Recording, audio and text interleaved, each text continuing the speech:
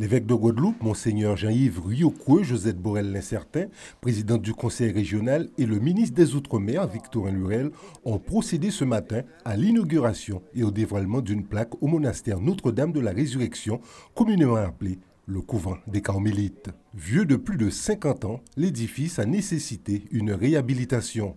Les travaux ont été financés par la collectivité régionale. Ce Carmel existe depuis près de 60 ans et au fond, la population, à travers le conseil régional, a voulu s'associer à cette vie du Carmel en permettant le financement de la restauration qui était nécessaire. La restauration des lieux a pris en compte la toiture et l'étanchéité entre autres. Cet événement a été l'occasion pour le monde de l'Église et de la politique d'échange. Aujourd'hui, c'était aussi un moment très très fort et de dire à l'évêque qui était là, M.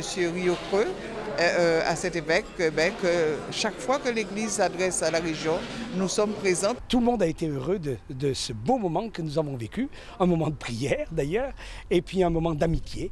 Et les sœurs qui ne cherchent pas à avoir des contacts avec l'extérieur, mais ne les refusent pas, ont accueilli toutes les personnalités qui sont venues s'unir.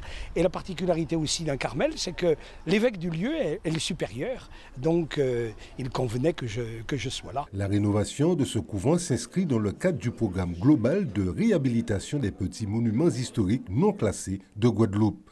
Lancé par la collectivité en 2009, objectif insérer ces monuments patrimoniaux dans une démarche d'animation et de mise en valeur.